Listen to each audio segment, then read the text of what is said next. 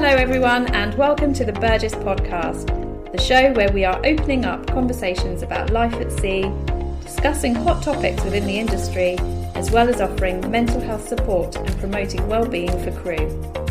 We also have our very own in-house recruitment team, so if you or anyone you know is currently looking for a new position, please send your updated CV to recruitment@burgessyachts.com or check out our recruitment posts on Instagram @Burgess Yacht Crew.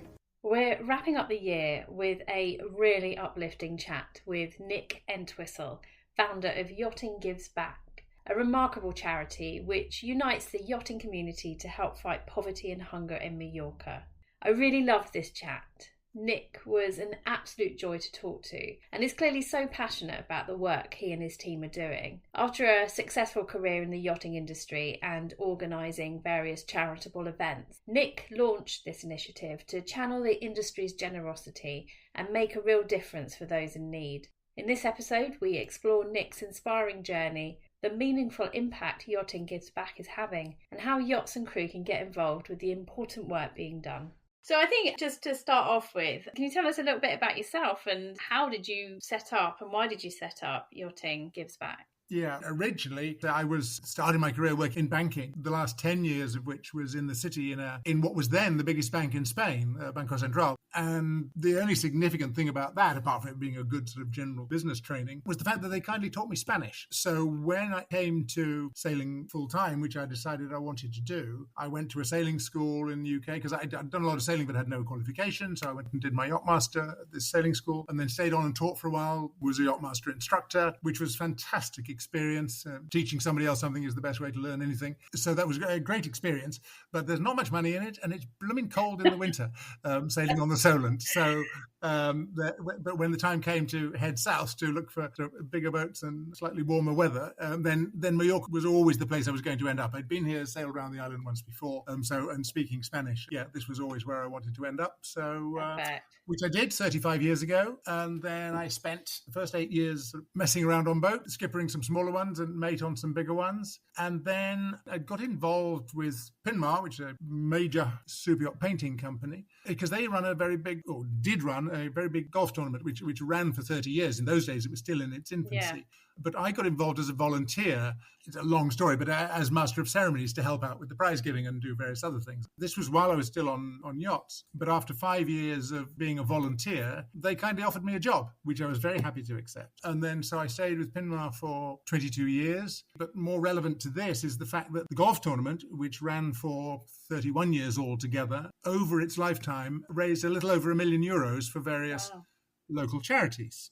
So when I came to retiring, then I always had sort of half an idea of, that I would end up doing something voluntary or whatever. The first idea of Yachting Gives Back was really, it was as a food collector, as a food raising campaign. So Christmas 2018, that winter, STP had recently got their new 1,000-ton travel lift. And I don't think the yard had ever been so full with more and bigger yachts. I'd never seen anything like it. And I just thought, if I asked these guys nicely, they might give me a bag of rice or a packet of pasta, or there was just hundreds and hundreds of millions of dollars worth of yachts sitting in the yard, all in very close proximity, and my office was right in the middle of it. So that was really where the idea came from. But then very quickly, it went a bit beyond that. First thing I had to do was get in touch with one of the charities that we'd worked with. We supported one called Shambhala, which helps youngsters who've been brought up in care. But when they get to 18, that all comes to an end. So helps them fill in gaps in their education and prepare them with some sort of life coaching and so on. And so I asked them, if this thing works,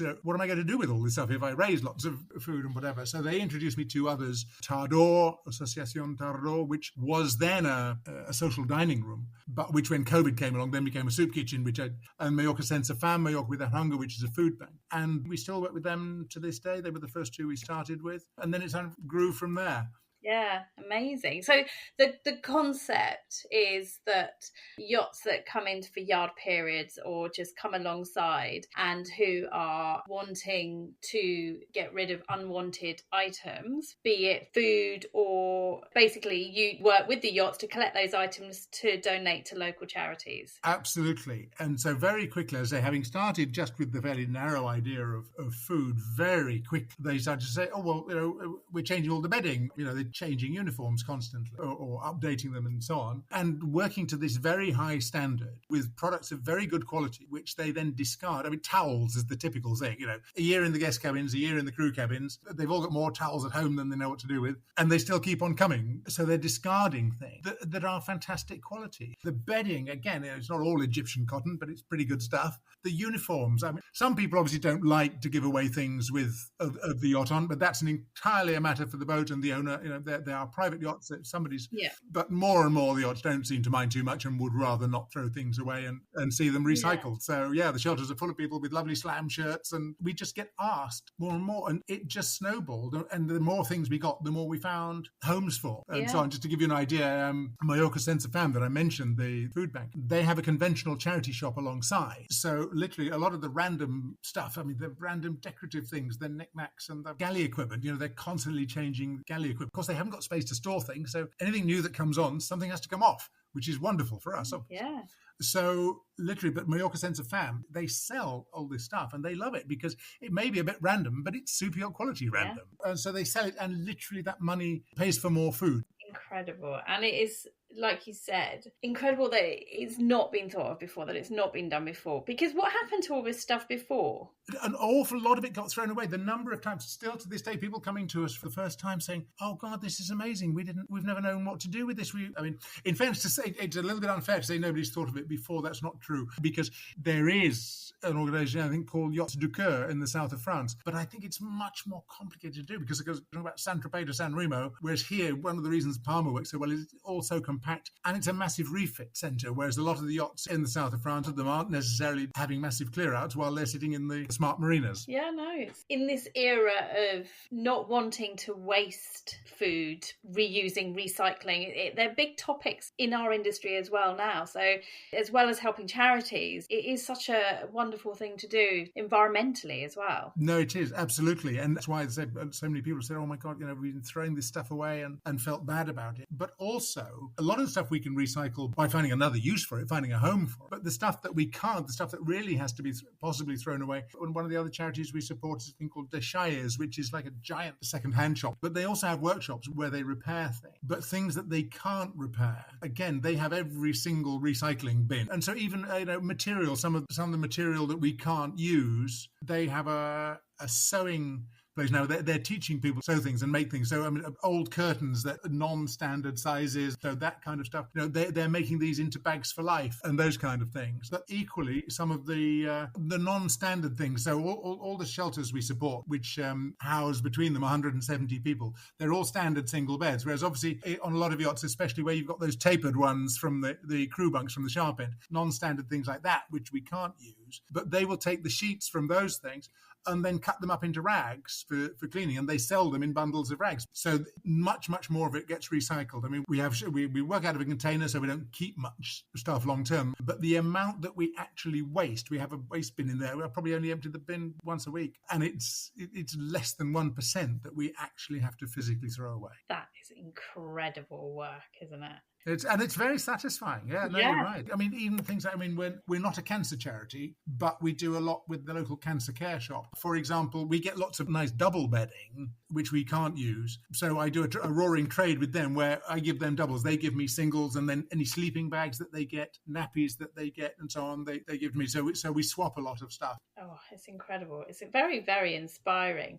And when you set this charity up, the reaction, was it immediate, or was it a slow build? It was fairly quick, to be honest, just because it was obvious. But yes, we had a big boost at the beginning because Pinmar have flat pack cardboard boxes. So they very kindly gave me a load of these, which we put some of our stickers onto, saying what we wanted. And then through the Pinmar shops, and particularly one of our early volunteers, Jules, she was handing these out to the people who came into the Pinmar shop. So that was very helpful. But just to go back a bit, I mean, bear in mind, I started off with 2 fellow pensioners, and we started out with flyers because that's what we did in the last century.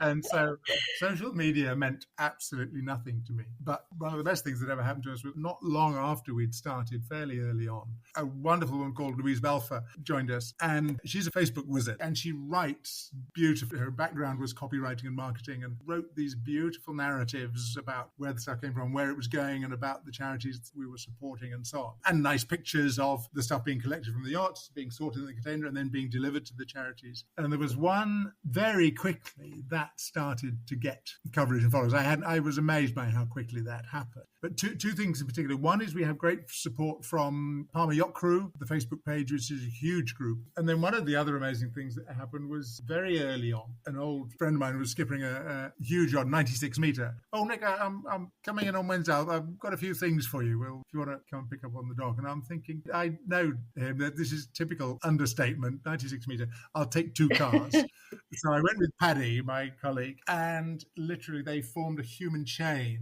of crew going up this passerelle, which sort of disappeared up into the sky with this yacht towering above it. And down this chain came, I think, 25 bags of food and goodies and just all sorts of stuff. Absolutely load up, filled both cars to the brim. And there were great photos from it, and it made such a nice story. And that post suddenly reached 26,000 people. And I was just completely blown away by that. I could hand out flyers from now till doomsday. No, never reach that number. So I now describe myself as a converted dinosaur. And that just has been a huge thing for us, obviously. But also, as you say, because we're promoting something that people like the idea of and react to it the way you react to it. Why would there be any resistance? Truly, we're making it easier for them between the passerelle and the skip, and they don't know which one to put it in or whatever. There's us. Which must mean, Nick, that the impact that you and the yachts that you work with have locally is quite significant. Oh, yes, as well as all this, as like food and clothing, bedding and so on. But the other important thing has been the financial donations. We've had great support from all sorts of different people. MSOS, Medical Support Offshore, gave us an enormous boost at the beginning when COVID hit, because they sold thousands and thousands of the PCR tests. But that was something they hadn't budgeted for, and they treated it as a windfall, and they gave it away to charity, a lot of it to us and to several other charities as well, which was an enormous boost to a tiny startup. And also we had fantastic support from Pinmar, from the last Pinmar golf tournament, and then the Super Yacht Charities Foundation in UK. So the financial side of it is hugely important, because it means we can fill the gaps in the donations. And the perfect example I always quote is talking about the bedding. All that Egyptian cotton takes an awful lot of looking after. And the biggest of the shelters we work with has 60 people in. And we learned very early on, one of the yachts gave us, they were replacing a washing machine and a tumble dryer, delivered them to one of the shelters, and they lasted, I won't say 5 minutes, but a couple of weeks or whatever. They really weren't the answer.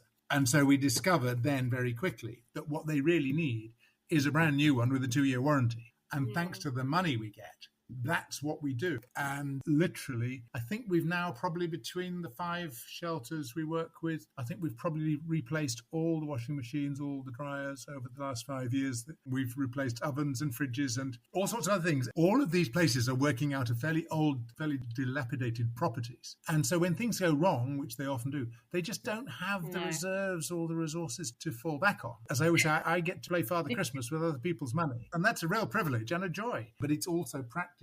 It makes a big difference. So it's quite strategic what you do as well. It's not just about accepting the donations and handing them out. It's working with the local community. How big a team are you? And well, we're 4 at the moment.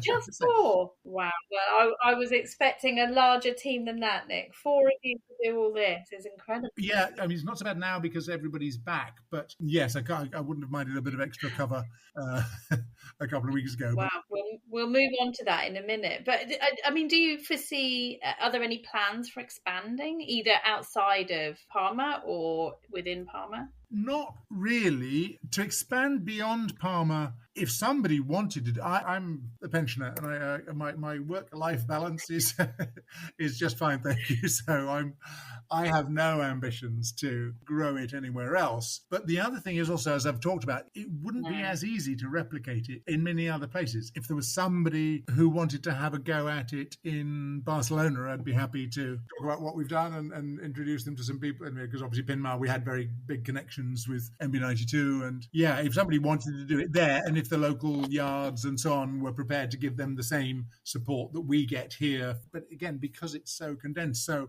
if somebody wants to give it a go, I'll happily talk to them, but it would be difficult to do it on this scale. As regards expanding here, I don't know. I think what we're doing, yes, there's always a need for more, but I think what we're doing at the moment, we're not having to say, hardly ever have to say no to anything. It doesn't mean we couldn't do more, but basically with the number of charities we've got, which is about 10 altogether, there's a kind of equilibrium which I'm comfortable with, put it that way. Honestly, it's gone far better than we anticipated. And then the others are the same too. Nobody wants to do it completely full time. I still like the idea that a couple of afternoons a week I do still get to be a pensioner. Yes, you do need some downtime, Nick. I mean, it sounds like you guys are doing so much already. And working with 10 local charities, that's quite intense. It is. So, and also the other thing, again, what we've done this year, thanks to the financial support we've had, we've been doing regular shopping trips for them, not for all of them, but for 5 of them. We've been doing a shopping trip once a month where they send us the shopping list and we go and get it for them. So again, filling the gaps, because the food supplies generally are not too bad. One of the big things is this was law in France for years, but a couple of years ago, they finally changed the law here, where stuff in the supermarkets, which is within a couple of weeks of expiring, instead of letting it run down and throwing it away, they have to offer it to the local charities. So, for example, at least 3 of them have vans that go around certain supermarkets in the mornings, picking up the previous day's bread, croissants, and fruit and veg.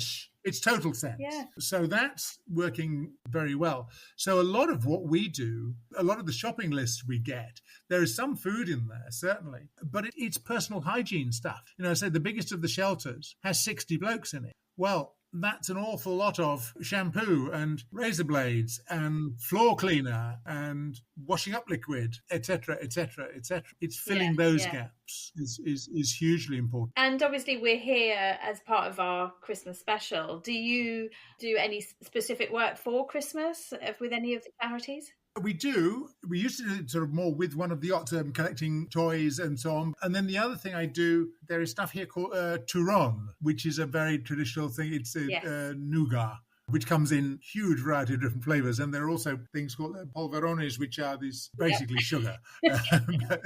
Not something you'd want to live on, but as a Christmas treat, they're lovely. So I go and I make sure that we buy enough of those to take to all of the shelters so that everybody's got something there. We have some lovely friends, a Christmas tree importer who usually managed to find us a very nice large tree to take to one of the shelters, and then we get a load of decorations for that and so on. And also, of course, for here, the presents thing is actually less Christmas, but it's more Reyes, which is the 3 Kings on the 6th of January, because that's more the tradition. Although we don't plan any deliveries of gold, frankincense, and myrrh, but not yet. mostly sugar, which is our gold these days, isn't it? Which is absolutely.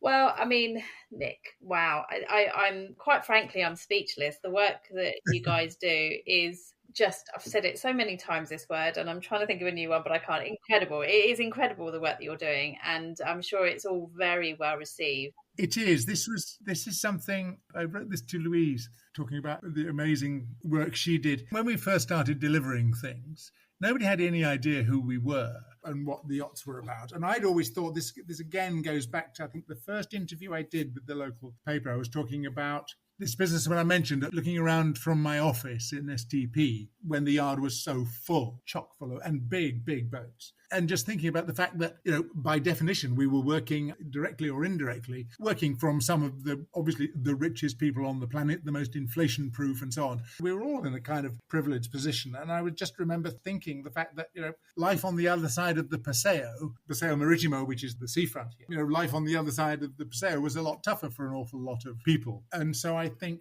the people in the charities, now, when the girls take things to Mallorca Senza Fam, where they say they have this charity shop, and they'll say, oh, it's Los Yates, it's the yachts. So they understand now that it might be weird stuff. They don't know much about it, but it's good stuff. Yeah. So they understand that. And also, a lot of people on the yachting side have learned a lot more and who understand now. They know who Mallorca Senza Fam is. They know who Tardor is. They know who SOS Mamas are. They know who Shambhala are. They know who Deshai is. So I like to think we've built a little bridge between both sides of the Paseo, I think. Yeah, absolutely. And also the fact that, I guess, for the poorer community to see the super yachts coming in, there could be a little bit of resentment there. But actually, they've now learned that the yachts do want to help. The crew are keen to help. Yes, I think so. And the wider point too, I've often said, a super yacht is the best way ever invented for a billionaire to recycle his or her wealth. I mean, from the moment you design the thing, build it, in the new build shipyards, their employees, their subcontractors, their suppliers, and so on. So the money and the number of people that feeds. And then, as I say, when you add the refit centre, the huge number of people here, thousands of people here working in the industry. So yes, the trickle-down effect of all that wealth, we've added a layer to that pyramid, I think. Yes. At the bottom, where there was stuff that was, leaking off the bottom of that into rubbish bins or whatever and not being made use of. So yeah, as you say, people could resent it. It's conspicuous consumption, it's extreme wealth and so on. But at the same time, I think we've shown that it can also be quite a positive. Yeah, and to see that the yachts and the owning companies are keen to share that wealth by donating to the local charities, it can only build bridges, like you said.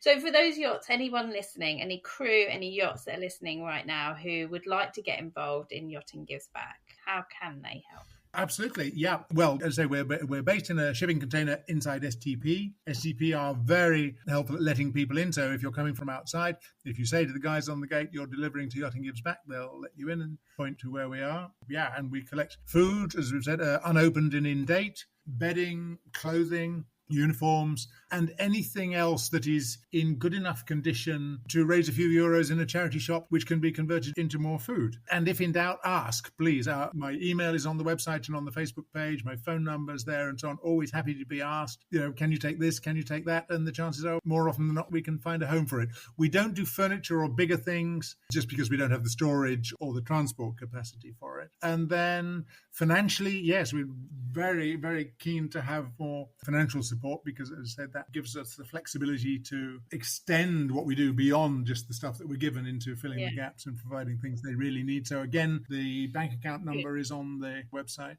And also potentially, if somebody's very keen to volunteer, say just at the moment, we're probably okay. Again, being a shipping container, you can only fit so many people in there without tripping over each other. But at the same time, yes, I'd be very happy to have one or two more in reserve or a bit of extra cover for when anybody's away and so on. Well, I mean, I'll say it again, Nick. Wonderful work that you're doing. Keep doing it because it is truly inspiring. And I think we all as individuals and as yachts can learn a thing or two from you and your team, because on so many different levels, from helping local communities, from building bridges to reusing, recycling. I mean, you're ticking every box, Nick. I'm so impressed. Well, thank you, Lorena. That's very kind. Thank you.